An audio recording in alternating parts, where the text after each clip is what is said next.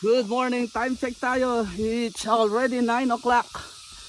So gagawin natin is magte-trekking tayo papunta sa Bundok Lukos. Ayan. Nakakasawa naman kasi kapag laging rides ng mountain bike at saka motor. So maglakad din tayo papunta ng bundok. So siguro kulang-kulang 2 kilometro yung lalakarin natin. Pero ang ganda naman ng daan, oh. Solid. Solo trekking lang tayo ngayon sa bundok ng Lukos. Woo! Noong araw sinusumpa ko itong mga kabundukan na to. Dahil ito yung mga dinadaanan namin.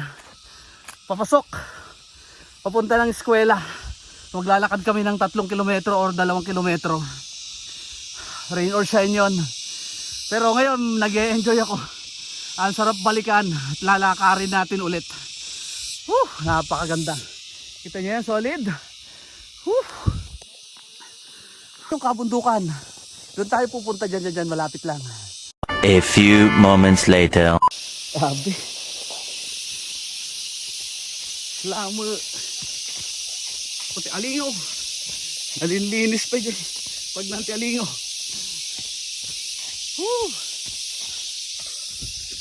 Partakan ta. Baka do ti bilid tukin na. Nagadoki maput kanyak sa tayo.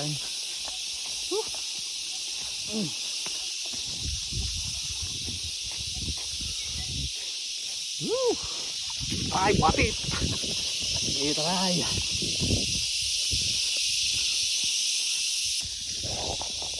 Nay. Kabalin yung nagnak. Hindi nga ito gayo. Kumakyat tamanan. O mo pag naan dito. Sige banger. Toki nanan. Balay. Diyan nga ito. Toki nanan. Bali sa bali.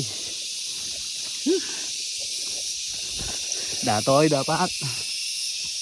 Datoy pag nanti alingaw. Up.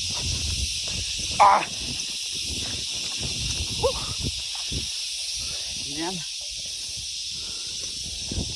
Naligaw tayo sa kabundukan.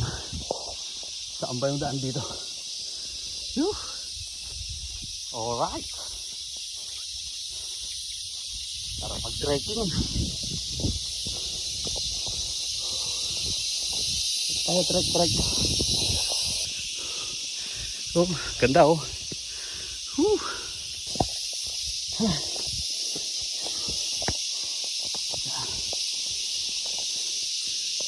May gita ay galing.